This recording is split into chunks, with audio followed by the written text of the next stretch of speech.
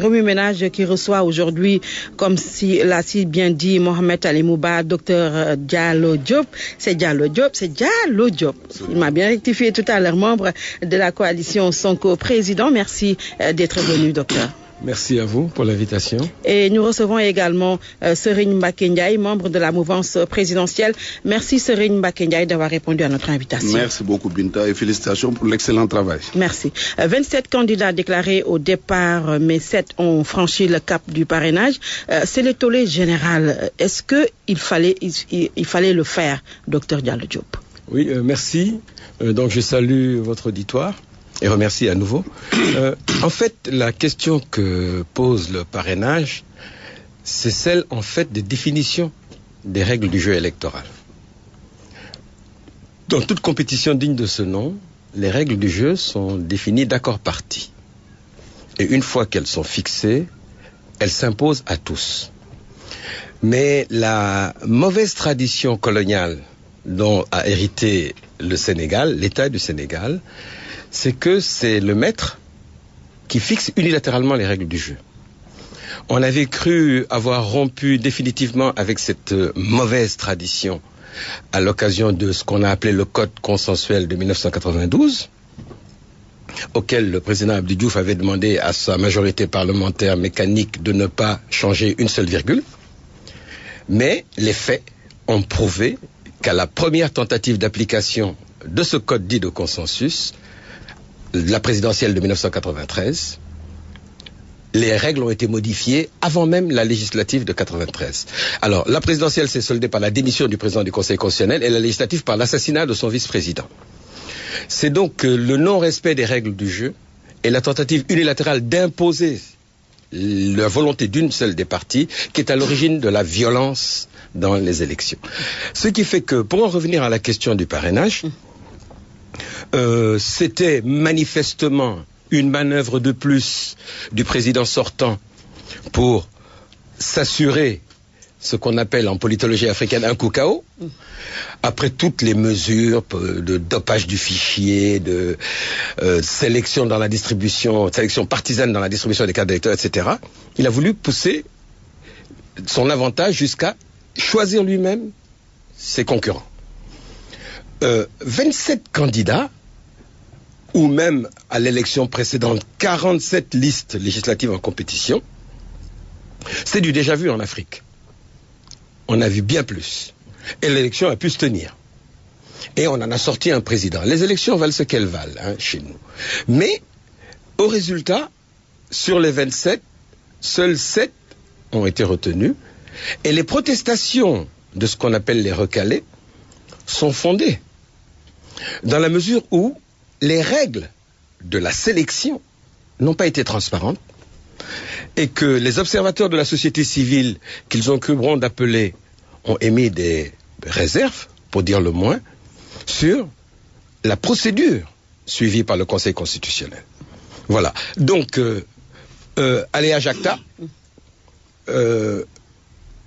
il a choisi il a fait choisir soi-disant 7 candidats, mais tout le monde sait qu'au finish, il n'y en aura que 5. Et qui, curieusement, était le chiffre annoncé par son Premier ministre. Alors, si on entend parler Dr Diallo Diop, Serigne Mbacké Ndiaye, c'est comme si la démocratie sénégalaise a reçu un coup de jarnac, parce que nous sommes dans l'ère de l'unilatéralisme. Rien ne se fait dans le consensus. Oui, merci Binta. Je renouvelle mes félicitations. Je salue vos auditeurs. Je salue également le docteur Diallo Diop.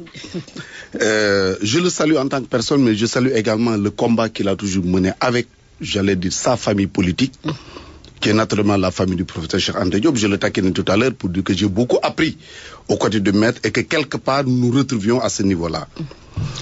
Maintenant, pour revenir à votre question, ma posture est peut-être difficile. Elle est difficile dans la mesure où je suis partisan. J'ai un candidat à l'élection présidentielle, mais j'essaie de me situer au niveau du patriote sénégalais qui n'est intéressé que par les intérêts, je me répète, de son pays et le bon déroulement de ces élections-là. Sous ce rapport, il me plaît de rappeler que le parrainage dont il est question aujourd'hui n'est pas tombé du ciel. C'est venu de quelque part. De mon point de vue également, il est loin, très loin même, d'être une volonté du président sortant, comme l'a dit tout à l'heure le docteur Diallo, qui a voulu sélectionner pour avoir le nombre de candidats auxquels il voulait faire face. Ce n'est pas du tout le cas. Rappelez-vous les élections législatives. Nous avons frôlé le chaos. Et je rends hommage à l'ONG 3D. Parce qu'avant ces élections législatives, l'ONG 3D avait organisé une simulation. Vous le savez, je ne vous l'apprends pas. Au Sénégal, les bureaux de vote font environ 600 électeurs par bureau de vote. L'ONG 3D avait réuni 300 électeurs qui ont voté sur la base de 47 listes et ces électeurs ont mis 20 heures de temps pour voter. 20 heures pour voter. Autrement dit, s'il y avait 600 électeurs, on aurait mis peut-être 40 heures pour voter. Ça, c'est un. Deuxièmement, rappelons-nous que la Constitution sénégalaise nous dit que le vote a lieu le dimanche. Point. Le code électoral précise que le scrutin est ouvert à 8 heures et clos à 18 heures, avec pour l'autorité compétente la possibilité de prolonger jusqu'à minuit. Si donc nous nous retrouvions avec 40, 50, 60 listes qui devaient voter, cela veut dire que le scrutin commence le dimanche, allait se poursuivre jusque lundi, mardi ou mercredi. Et à partir de minuit, nous voyons déjà la stratégie. On dirait que le vote n'est plus légal, le pouvoir en place n'est plus légal, le pouvoir est dans la rue et c'est le plus fort qui allait l'emporter. Alors, gouverner, c'est prévoir. L'autorité, effectivement, le président de la République, l'exécutif, a proposé à l'Assemblée nationale une révision du code électoral qui a permis aux Sénégalais de voter en toute tranquillité parce qu'il était dit à ce niveau-là que chaque électeur entrant dans le bureau avait la possibilité de prendre 5 de voter. Nous avons pu sauver les élections législatives. Mais puisque l'élection présidentielle pointait à l'horizon, il fallait prendre des dispositions pour permettre aux Sénégalais de voter en toute tranquillité. C'est ça qui a amené le parrainage. Et vous avez vu qu'à l'Assemblée nationale, quand il s'était agi, et le docteur parle de majorité mécanique, qui ne signifie absolument rien d'ailleurs. Parce que justement, à chaque fois que quelqu'un a l'opposition, il traite la majorité à l'Assemblée nationale de majorité mécanique. C'est notre cas, hein, quand tu passes au pouvoir, la majorité ne devait plus une majorité mécanique. Et je rappelle que si on prend référence sur la Grande-Bretagne, par exemple, qui est une démocratie, en 100 ans, il n'y a que 2 ou 3 projets de loi qui avaient été rejetés par l'Assemblée nationale. Cela veut dire que tout pouvoir a besoin d'une majorité pour gouverner. Cette majorité, sentant qu'il y avait une volonté de blocage de la part des députés, nous l'avons tous vu, a fait voter la loi sur le parrainage. Et au lendemain du vote de la loi sur le parrainage, des candidats ont dit, et justement c'est dans l'Observateur que l'interview a eu lieu, on dit que le parrainage est un mal nécessaire, on ne peut pas permettre à n'importe qui de faire n'importe quoi. Ça c'est un. Deuxièmement, on nous a parlé de règles d'accord parti. Cela veut dire qu'il faut qu'il y ait discussion. Mais si l'une des parties refuse d'aller à la table de discussion, mais celui à qui incombe la responsabilité de diriger est obligé de prendre des dispositions et d'avancer. Troisièmement, je termine par là pour ne pas monopoliser la parole. Le Conseil constitutionnel a sorti une décision numéro 1 au mois de novembre pour fixer les règles et les modalités de contrôle du parrainage. Personne ne l'a contesté. Mieux, certains même se sont levés pour dire c'est une très bonne chose. Quand il a associé des observateurs, alors qu'il n'était pas obligé de le faire, on a appelé pour dire que c'est une bonne chose. Quand on a fait venir, quand on a permis aux représentants des partis d'assister aux opérations de contrôle également, nous avons appelé pour dire que c'est une très bonne chose. Et vous aurez constaté avec moi que jamais à l'intérieur au niveau des travaux du Conseil constitutionnel, il n'y a jamais eu de contestation de la part des représentants des candidats. C'est au sortir justement devant les médias qu'on se permet de dire que les choses ne sont pas déroulées. Est-ce que cela veut dire donc que l'opposition est en majorité ou en partie responsable de ce qui arrive aujourd'hui, Dr Diallo Diop? Ce serait lui faire un mauvais procès. Encore une fois, elle n'a pas été consultée dans cette modification unilatérale et intempestive des règles président au choix du nouveau président de la République. Et elle l'a fait savoir clairement dès le début. Mais au départ, comme les justifications a posteriori et les rationalisations secondaires sont le fort de tous les gouvernants, on nous a dit il y avait le parrainage pour les seuls candidats indépendants. Maintenant, on va faire parrainage pour tous. Ça se tient. c'est le principe d'égalité de tous devant la loi. On est surpris simplement que ce soit les pontes d'un État parti qui prétendent défendre l'égalité de tous devant la loi. Mais Bétaï, on accepte. Sauf que le principe du parrainage avait été institué pour les candidats indépendants dans le Code consensuel de 92 pour la première fois, dans le souci légitime que les candidats indépendants donnent la preuve d'une certaine représentativité. Oui. Mais vous ne pouvez pas demander à quelqu'un qui est déjà élu, ou qui a un élu à l'Assemblée nationale, ou qui a plusieurs élus locaux dans les élections locales, d'avoir approuvé sa représentativité. Elle est déjà prouvée par le suffrage universel. Donc, en toute logique, le président sortant devait être exclu du parrainage, sa légitimité étant faite et avérée puisqu'il gouverne. Tous les partis ayant déjà un député à l'Assemblée nationale, idem. Les partis ayant un ou des dizaines, voire des centaines d'élus locaux, même chose. À ce compte-là, ce qui a servi de prétexte à l'exclusion, à l'élimination de beaucoup de candidats à la présidentielle, à savoir les doublons, ça ne se serait pas posé. Cette espèce de foire d'empoigne à laquelle on a assisté le jour du dépôt des listes pour être le premier, c'est parce que tout le monde savait que le piège était dans les doublons. Avec le parti État qui s'octroyait la primeur et la première place d'autorité grâce à la gendarmerie. Vous voyez? Et ça n'a pas raté. Même un vieux politicien comme Idrissa Seck a été victime de doublons alors qu'on l'avait classé en deuxième position. Tout ceci montre que, après nous avoir privés du droit de vote pendant des décennies et des siècles à l'époque coloniale, puis d'avoir institué un double collège, un pour les citoyens, l'autre pour les sujets.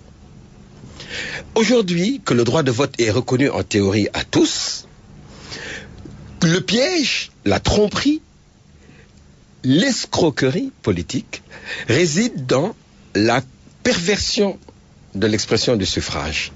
C'est-à-dire que on met en place des règles non consensuelles qui vous permettent, en dernière analyse, de manipuler l'expression du suffrage universel. C'est ce qui n'est pas acceptable, c'est ce contre quoi nous nous battons depuis des décennies, avec un succès mitigé. Je vous assure que quand on raconte que la fraude électorale n'est plus possible au Sénégal, on veut vraiment nous faire prendre des vessies pour des lanternes. Aujourd'hui, qu'est-ce qu'il faut faire, Serigne Mbacké Ndiaye? On a entendu le Forum civil, la société civile, les observateurs qui étaient au Conseil constitutionnel dire qu'il y avait bien des impairs lors de ces opérations de parrainage. Aujourd'hui, qu'est-ce qu'il faut faire pour trouver un consensus? Mais Binta, il y a des impairs parce que l'œuvre humaine n'est pas parfaite. Mais je suis vraiment, je salue ce que le docteur Diallo vient de dire tout à l'heure. Il nous a dit, c'est vrai. Le président sortant, on peut ne pas lui demander de parrainage. Oui. Ceux qui ont des députés à l'Assemblée nationale. Cela veut dire quoi? Que sur le principe, il est d'accord sur le parrainage. Et ça, c'est important. Pourquoi vous n'avez pas à l'Assemblée, parce que vous avez un député à l'Assemblée nationale, vous aurez pu même avoir d'autres alliés, pourquoi à l'Assemblée nationale, vous n'êtes pas venu en toute lucidité, en toute sérénité, faire ces propositions qui auraient pu nous permettre... Je vais vous répondre. S'il vous plaît, je termine. Qui auraient pu nous permettre d'avancer dans ce débat. Pourquoi quand le ministre de l'Intérieur convoque des réunions, vous ne venez pas avec ces excellentes propositions, même si je ne suis pas d'accord sur... Parce que moi, j'estime que il faut traiter tous les candidats de la même manière. Vous pouvez être un président sortant et ne pas aller au deuxième tour, ou être 7e ou 8e ou 10e à l'élection présidentielle. Ça ne signifie rien. Mais au moins, je suis d'accord avec vous sur le principe. Vous êtes d'accord avec nous que le parrainage est une très bonne chose. Deuxièmement, vous n'avez pas dit ça. Si, vous l'avez dit. Vous l'avez dit. Oui.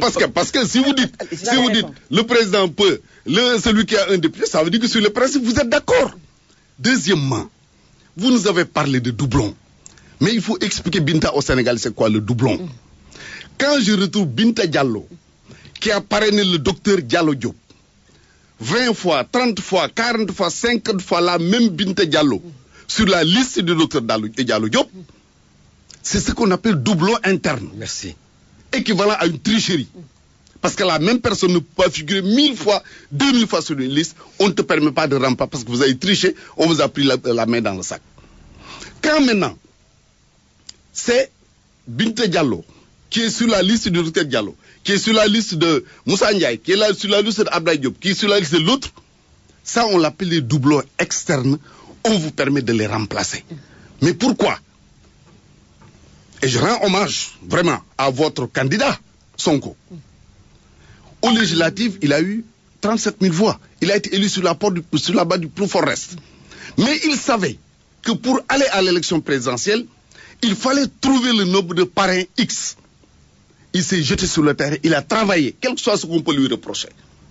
Et nous, nos mandataires, nos envoyés qui étaient sur le terrain, tous les soirs, ils me disaient, nous avons rencontré les gens de Sonko, nous avons vu les hommes de Idrissa, nous avons vu les hommes de Karim, nous avons vu les hommes de Khalifa Sall, et comme par hasard, ce sont ceux-là qui ont été retenus.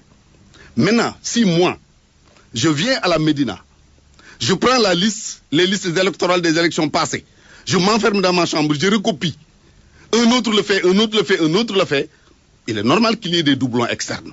On ne peut pas nous faire croire que les 65 000 parrains déposés par le candidat Macky Sall ont créé tous ces doublons internes qu'on a connus. Ce n'est pas exact. Parce qu'on a, attendez, Binta, on a 6 millions. Pour remédier à ces contestations, j'en viens, on a eu un fichier électoral 6 500 000 électeurs.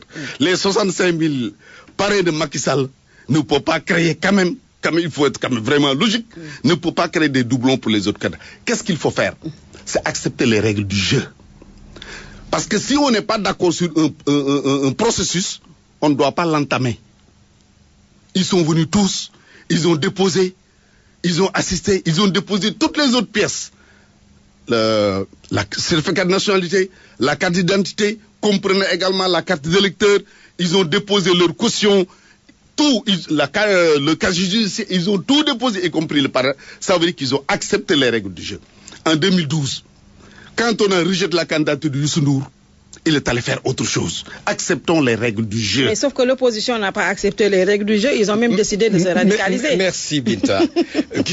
Quand même, je croyais avoir clairement dit que le Front de résistance nationale a d'emblée et de façon constante récusé le principe du parrainage au point d'organiser des manifestations interdites. Mais ça ne nous a pas empêché de faire des propositions. Oui, parce que... Auxquelles j'adhère de façon moi. Ne m'interrompez pas, s'il vous plaît. Non, mais c'est que c'est important qu'on clarifie les choses aux yeux de l'opinion. Nous étions en désaccord formel et absolu sur ce principe au nom de ce que nous appelions la légitime défense démocratique. Nous ne pouvions pas laisser le président sortant décider tout seul de cette histoire de parrainage, comme il décide discrétionnairement du montant de la caution, du découpage électoral ou du mode de scrutin via son assemblée. Et j'en profite pour répondre à votre première interpellation. Allez discuter à l'Assemblée nationale, vous parlez aux représentants d'un parti qui a fait 3 mandats législatifs, le RND, et pas seulement au plus fort reste. Absolument. Il nous arrivait d'avoir le quotient national seul et non en coalition. Absolument. Et surtout avec le fondateur de notre parti qui a refusé de siéger à l'Assemblée nationale alors qu'il était régulièrement élu. Tout à fait. Pourquoi? Je témoigne. Parce que ça ne sert à rien. Ça ne sert absolument à rien quand vous êtes un singleton dans un parlement monocolore qu'on a badigeonné de quelques touches d'opposants, où vous avez un président du Parlement qui prend ses instructions par téléphone auprès du président de la République, n'est-ce pas, et qui vous coupe la parole, qui règle la distribution du temps de parole, etc. Je vous assure que je ne connais qu'un seul poste d'élu qui soit pire que celui de député, c'est celui de conseiller local. Parce que moi, j'ai été élu local. L'opposition a décidé maintenant de faire face par rapport au parrainage. Oui, non, elle a décidé, mais si vous voulez, une fois que la loi est passée. Oui, la loi est déjà passée. On dit, allez à Jacta. Oui. Si vous voulez être candidat, vous pouvez décider de renoncer à la candidature. Mais si vous décidez d'y aller, vous êtes obligé de passer sous les fauches codines de votre adversaire. Je vous assure qu'on savait bien que nous étions ciblés, nous de la coalition Sonko président. On a donc pris nos dispositions d'Elsognou Matouaï. Et on a, Dieu merci, passé la barrière. Mais c'est pas fini. Oui. Et dernière question à laquelle je réponds, il ne sert, de la même manière qu'il ne sert à rien d'aller batailler au Parlement, parce que quand vous avez fini de palabrer et qu'on vous coupe la parole parce que votre temps est épuisé, on passe au vote. Et au vote, vous avez la claque stipendier des élus nationaux qui votent machinalement. C'est pour ça qu'on parle de majorité mécanique. C'est pareil pour le Conseil constitutionnel. Les recours devant le Conseil constitutionnel, c'est un attrape-nigo. C'est pour vous être dans la position de... Vous avez fait un recours, vous avez été débouté par l'instance suprême, il n'y a pas d'autre recours, vous vous soumettez ou vous démettez. Vous voyez? Voilà pourquoi les gens, le plus souvent, ne perdent même pas leur temps.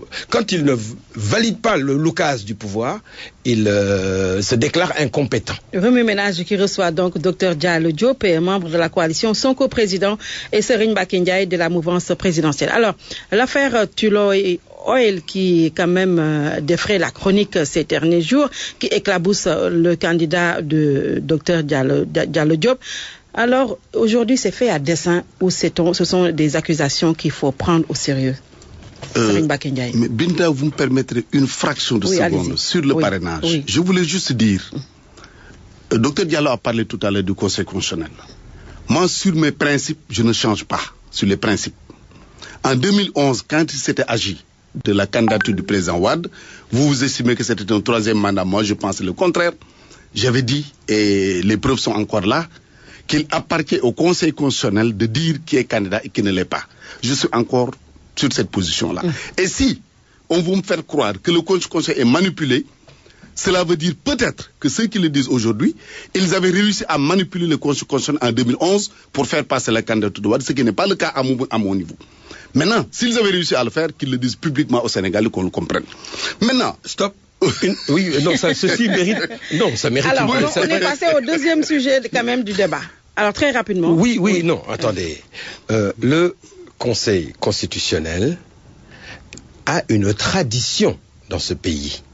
Et sa tradition, c'est d'être, disons, je ne veux pas être méchant, mais d'être favorable au pouvoir. Oui, c'est une juridiction politique. Et, vous savez, vous êtes peut-être trop jeune pour vous en souvenir.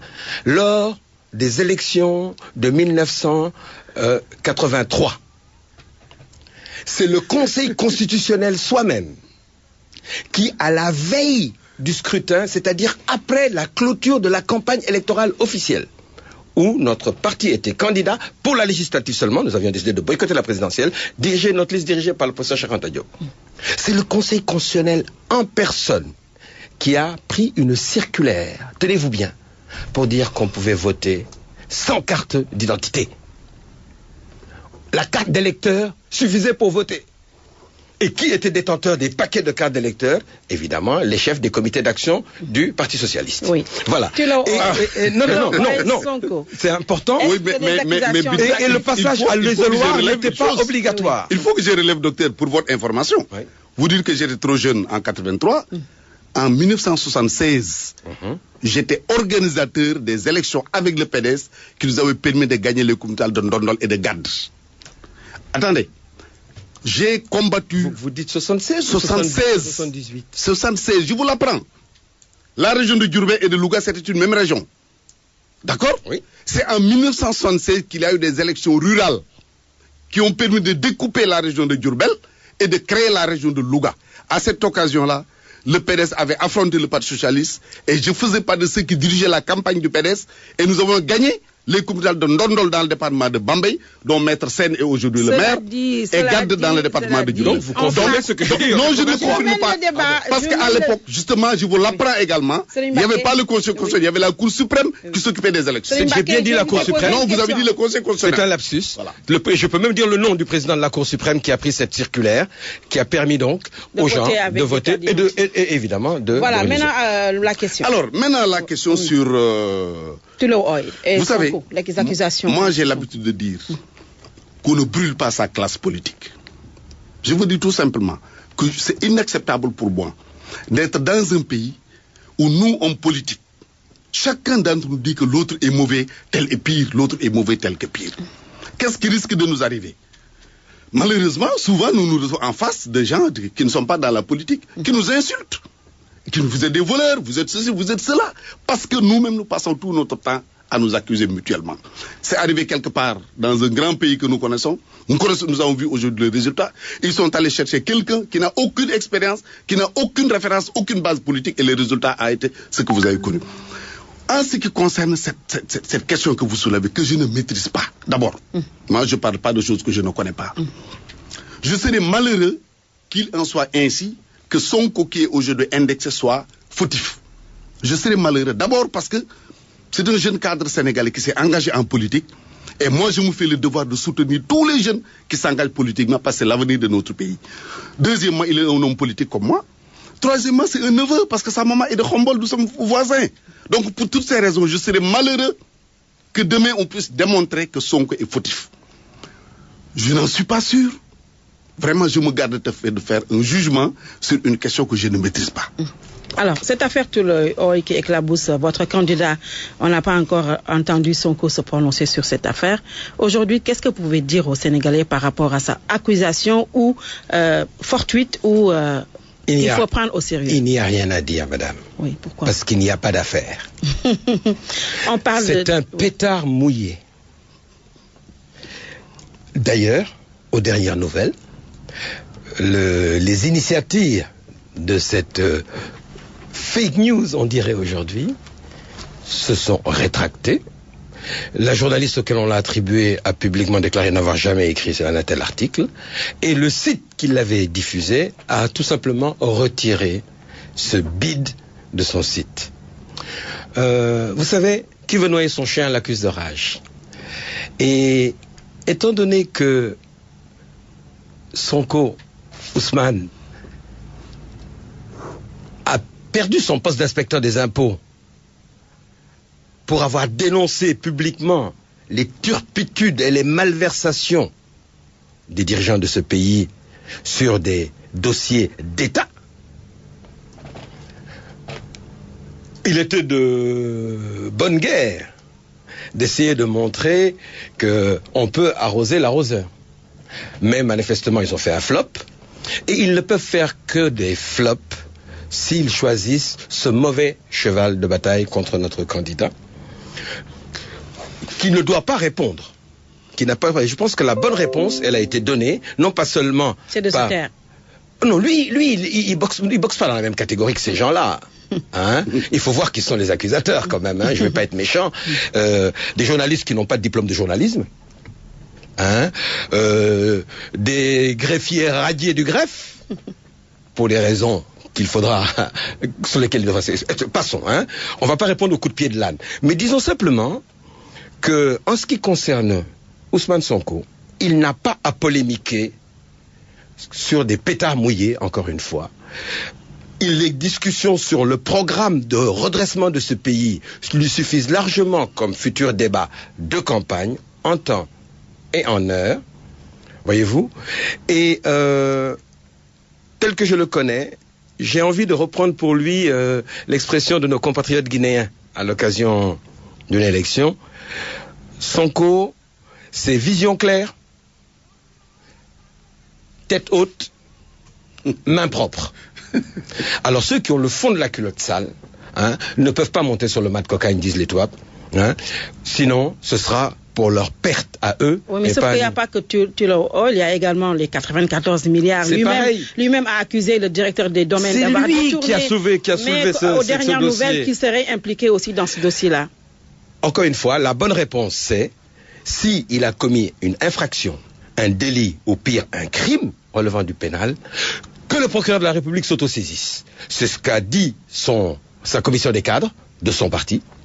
Et curieusement et significativement, c'est également ce qu'a demandé... Et lui a décidé de se taire en tant que candidat déclaré à 2 mois de la présidentielle pour des accusations aussi graves. Je suis désolé, le Forum civil qui demande qu'on lève le coude sur des dossiers autrement plus scandaleux, n'est-ce pas, relevant des rapports de l'IGE, de la Cour des comptes, de l'OFNAC, et j'en passe, n'est-ce pas, le Forum civil a demandé que le procureur s'auto-saisisse de ce dossier des 94 milliards. Alors, on attend que la justice fasse son travail. C'est juste des montagnes russes, que ce sont des fake news, que son qu'on n'a rien à dire par rapport à tout ça. Des poupées russes. Oui, vous savez, Binta, je pense que c'est pas le Forum civil qui est candidat. C'est personne d'autre, c'est Sonko qui est candidat. C'est lui qui cherche à être élu par les Sénégalais. Donc s'il est accusé de quoi que ce soit, c'est à lui de prendre la parole, d'expliquer au Sénégal réellement ce qui s'est passé. Je répète, c'est lui qui a levé ce lièvre.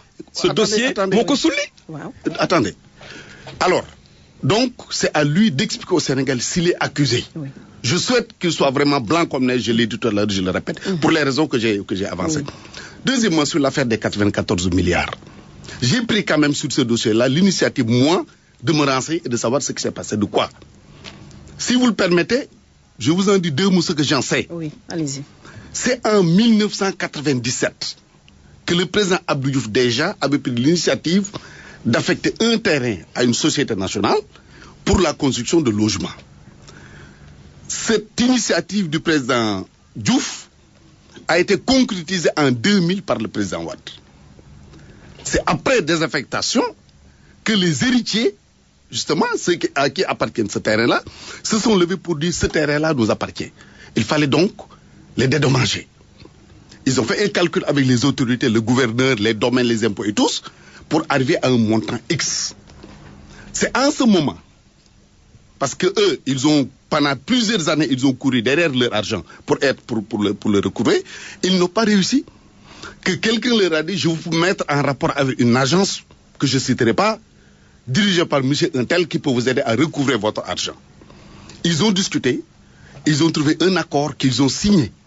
Et cette agence-là, ce monsieur-là devait percevoir 12% de ces 94 milliards. C'est qui ce monsieur? Après cet accord, un autre leur a dit, mais écoutez, vous allez perdre votre temps. Moi, je connais quelqu'un qui est expert dans le rachat des créances. Ils ont pris contact avec ce quelqu'un-là. Il a racheté les créances. Mais il a payé. J'en viens. Au fait de ce dossier. J'en viens. Il a racheté les créances. Il a payé. Donc, celui qui avait signé l'accord pour avoir les 12%, oui, naturellement, il perd le marché.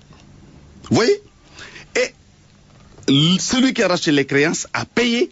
Et lui, il attend d'être remboursé par l'État du Sénégal. Et jusqu'avant-hier, au moment où je faisais mauvaise investigation, l'État du Sénégal n'avait débloqué que 1,2 milliard qui ont été payés à ce monsieur-là qui avait racheté les créances. Donc, si sur cette base, on accuse quelqu'un pour dire qu'il a détourné 94 milliards, ça revient à ce que je disais tantôt. On ne brûle pas sa classe politique. Quelle que soit l'adversité au plan personnel, quel que soit ce qui vous oppose à quelqu'un au plan personnel, nous n'avons pas le droit de salir les Sénégalais de cette manière. Maintenant, on nous dit que le procureur a été saisi. Le procureur va prendre ce dossier en main. Je ne veux pas aller plus loin puisque le procureur s'est saisi de ce dossier-là. Non, il a été invité à se saisir. Oui, c'est Sonko lui-même qui l'a saisi. C'est parce que hier, au cours d'une conférence de presse que je donnais, un de vos confrères a pris la parole pour dire qu'il a la confirmation, lui, que le procureur a pris la décision de convoquer les intéressés. C'est pourquoi je le dis. Enfin, ce que je dis hier en conférence de presse. C'est parfait. Bon, donc maintenant, laissons la justice faire son travail. C'est tout ce que j'ai dit. Mais je m'étonne que vous disiez il y a 5 minutes que vous n'étiez pas informé de ce dossier. Et que vous non, j'ai pas dit ça. J'ai pas dit ça. Voilà. 94 milliards. Je parlais pas des 94 milliards. Vous avez milliards. enquêté sur les 94 milliards. Justement, absolument. Comment ou qui finance les leaders de partis ou les partis politiques? Est-ce que cela ne nous permet pas de mettre au goût du jour ou de remettre au goût du jour le financement des partis politiques? Alors, avant peut-être de passer au troisième et dernier point de notre conversation, il y a quand même un argument qu'on ne peut pas laisser passer. Ce serait parce que Ousmane Sonko est candidat à la présidence de la République ayant passé le cap du parrainage et donc devenu crédible, qu'on est en droit d'exiger de lui qu'il s'explique. C'est ce que dit M. Ndiaye. Oui, mais c'est quand même des accusations assez graves. Oui, mais il y a des... Alors justement, il y a des accusations encore plus graves. Lesquelles? Qui touchent, je pense par exemple au contrat Petro-Tim, à la violation du code pétrolier par l'actuel ministre de l'Intérieur quand il était ministre des Mines et de l'Énergie, qui figure dans des dossiers de l'IGE et des rapports. Attendez. Il y a des jurisprudences que Sonko ne doit pas parler aux Sénégalais. Non, je dis, si vous voulez qu'on respecte l'égalité des citoyens devant la loi, qui est quand même un principe républicain élémentaire, mais que le président de la République sortant, candidat à sa réélection, affronte Sonko dans un débat à armes égales, public, en direct, et que chacun sorte ses dossiers sur l'autre. Et que chacun des deux rende compte de ses conduites et de ses inconduites s'il y a lieu. Si cela est fait, on pourra exiger de notre candidat qu'il réponde au coup de pied de l'âne. Oui, mais sauf que notre démocratie... Encore que Binta, moi je n'ai rien exigé. Je pense que c'est pas de vous qui oui, moi je parle de moi, c'est moi qui suis là en face de vous. Je n'ai rien exigé, mais je pensais que quand un candidat, celui qui brigue le suffrage des Sénégalais, est accusé... Et celui qui dispose du suffrage à plus forte raison. Je dis que celui qui brigue le suffrage des Sénégalais, s'il est accusé de quoi que ce soit, il doit s'expliquer devant les Sénégalais. Il est libre de le faire, comme il est libre de ne pas le faire. Les Sénégalais vont apprécier en toute connaissance de cause. Celui dont vous parlez, c'est pas parce que celui qui est au pouvoir ne s'est pas expliqué sur tel ou tel dossier que il a été vous qui le critiquez pour ses comportements que vous faites la même chose. Alors, vous dites il doit s'expliquer parce que. S'il ne s'explique pas, nous nous expliquons pas. Alors que c'est ce que vous lui reprochez. Je peux vous assurer, ici et maintenant, que le jour où l'intégrité morale et professionnelle de Ousmane Sonko sera sérieusement mise en cause sur des faits avérés, croyez-moi, il en rendra compte publiquement. Jusqu'à présent, son intégrité n'est pas mise en cause. Mais demandez à ses collègues, demandez à ses supérieurs hiérarchiques des impôts et domaines et demandez à ses collègues. Alors, sur le financement des partis, est-ce que c'est pas devenu une urgence démocratique quand même de penser voyez, madame, à comment se financent peut-être que vous devriez demander aux représentants du parti État qui ont les commandes et qui ont cette espèce d'arlésienne qu'on traîne depuis 3 régimes. Ça a commencé sous Abdou Diouf, les premières missions de réflexion. La meilleure manière d'enterrer un problème, c'est connu, c'est de créer une commission pour qu'elle s'en saisisse. Non, il faut être sérieux. Nous avons pour habitude, en politique, de tirer les leçons, non pas seulement de notre propre expérience, ce qui est un minimum de bon sens et d'intelligence, mais aussi d'apprendre de l'expérience des autres. Et on commence évidemment par l'expérience de nos autres pays frères africains, qui sont à peu près au même niveau que nous. L'exception sénégalaise est une tromperie, notamment en matière électorale ou démocratique. Mais prenez la référence incontournable et indépassable du zoopolitique sénégalais qu'est la France d'aujourd'hui, la Ve République. Ils ont créé le financement des partis politiques, pas sous le gaulliste, mais à post-gaulliste. Ils ont créé le plafonnement des dépenses électorales. Ils ont pris beaucoup de mesures. Il y en a même un qui, à un moment, Jospin, quand il est passé, qui a supprimé les fonds politiques. Ce qui, soit dit en passant, Sonko est le seul à annoncer dans son programme pour l'instant. Mais, au résultat des courses, qu'en est-il du financement des partis politiques légal, du financement légal et étatique des partis politiques? Vous connaissez l'histoire de la dame Bettencourt de L'Oréal et du président Sarkozy et du candidat Sarkozy? C'était sous le financement public des partis politiques.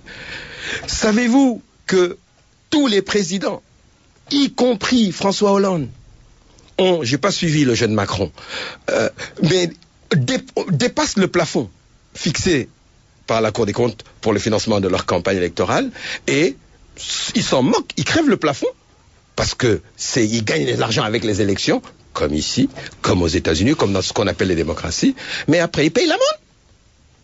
Donc, même si on devait faire du financement des partis politiques une loi de la République, il y a 2 écueils à éviter. Le principal, c'est évidemment qu'il soit, comme toutes les lois de cette République, que l'impétrant, c'est-à-dire le président en exercice, la foule aux pieds impunément.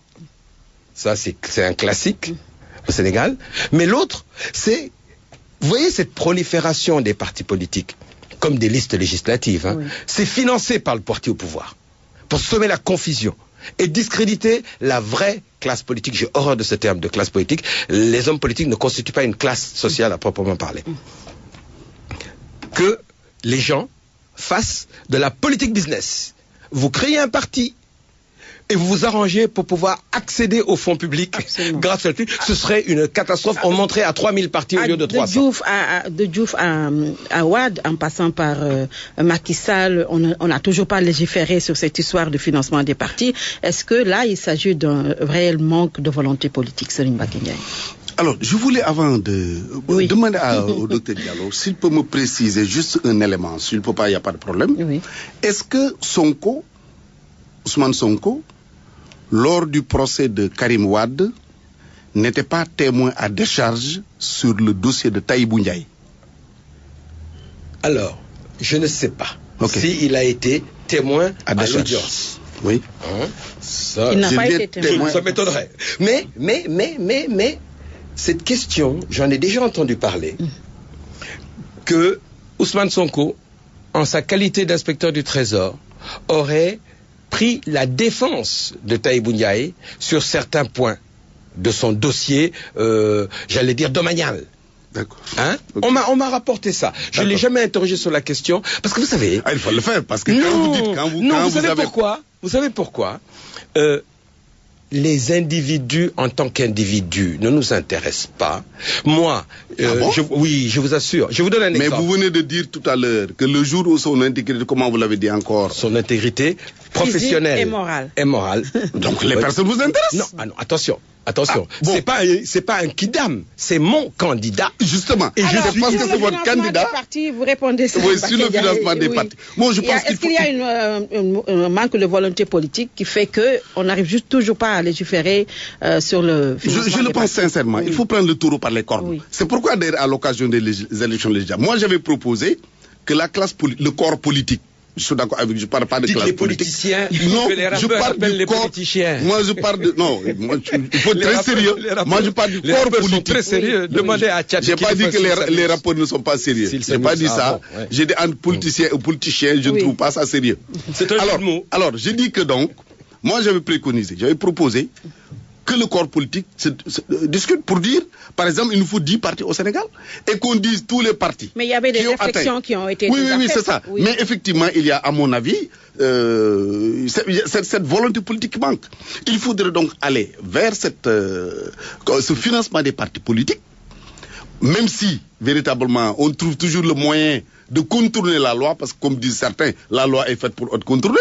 Mais, effectivement, il faudrait trouver les voies et moyens d'arriver à ça. Sinon, le pays, je le dis, je le répète tous les jours, le Sénégal n'était pas important aux yeux de certains.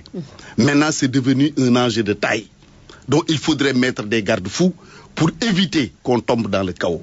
Parce que s'il n'y avait pas ce parrainage dont on parle, aujourd'hui, on serait à 100 candidats à l'élection présidentielle. Inexact. On serait incapable. Pourquoi vous dites que c'est inexact? Parce que vous confondez des candidats potentiels avec des gens qui sont allés pour prendre les documents d'information sur le parrainage, ou, figurez-vous, parce qu'on disait, le candidat doit envoyer son mandataire. Oui, mais sauf qu'on avait 137 candidats déclarés. Mais c'est pas des candidats déclarés, ce sont des gens qui n'ont jamais envisagé d'être candidats, mais qui voulaient voir cette affaire de parrainage-là, et voir les documents, et qui sont allés chercher les documents. On ne les a plus jamais vus, on ne les a plus jamais entendus. C'est votre lecture, c'est votre... Je l'ai fait. Écoutez, c'est votre lecture très élémentaire, très terre à terre. Pourquoi il n'y en a eu que 27? Parce que justement, il y a eu ce parrainage. Quand je vois un ami, un jeune frère à moi, que je peux citer parce que lui c'est mon ami, qui s'appelle Saïr Tambidou, qui est marchand ambulant ici, à qui un leader a dit, va prendre, je verse ta caution. Vas-y, va prendre. Quand vous voyez, et vous nous avez jamais posé la question, pourquoi mon ami Hassan Ba du PDS est venu prendre un dossier pour Jossard, du PDS également, qui habite à Anne. Je peux citer 10, 20 comme ça. C'est pas dit non, attends. Peut-être vous avez, vous, la capacité. Tout le monde sait qu'Hassan Ba travaille pour le PDS et pour Karim Wade. Alors, c'est parce que vous avez... le mandataire de Karim ni du PDS. Vous n'avez pas besoin d'envoyer votre mandataire escalité. Le mandataire, c'est au moment où vous déposez votre candidature que vous le désignez. Celui qui est allé chercher les fiches pour Sonko n'est pas celui qui est notre mandataire. Bon, vous savez, docteur, c'est un détail. C'est important. Ça n'a aucune importance. Non, écoutez, je vais vous dire c'est quoi l'importance. Ceux qui demandent à ces gens-là d'aller prendre des listes des dossiers de parrainage. Ils s'amusent. S'il vous plaît. Non, ils ne s'amusent pas justement. Je vous dis, ils s'amusent. Vous pensez qu'ils s'amusent. Parce que peut-être vous êtes très sincère dans ce que vous faites et ce que vous dites. C'est pourquoi vous dites qu'ils s'amusent. Mais ceux qui avaient un projet de dire s'il s'agit de verser des cautions, nous allons le verser. Retrouvons-nous avec 50, 60 à 100 candidats. l'État serait incapable d'organiser les élections, le pouvoir serait dans la rue. Ceux-là, ils ne s'amusent pas. Et ils savent bien de quoi je parle, ils savent également de qui je parle. Alors, nous sommes à quelques minutes de la fin de cette émission. Diallo Diop, aujourd'hui, nous sommes dans une situation quand même préélectorale très tendue. Est-ce qu'aujourd'hui, l'opposition est prête quand même à faire face aux candidats sortants pour que l'élection se déroule dans les règles de l'art? Vous savez, madame, s'il y a tension, cela est imputable exclusivement à l'autoritarisme et aux oukases du président sortant, qui a l'expérience de passage dès le premier tour. N'oubliez pas qu'à l'élection de 2007, il était le directeur de campagne du président Abdoulaye Wade et qu'il a réussi son un coup KO sans précédent.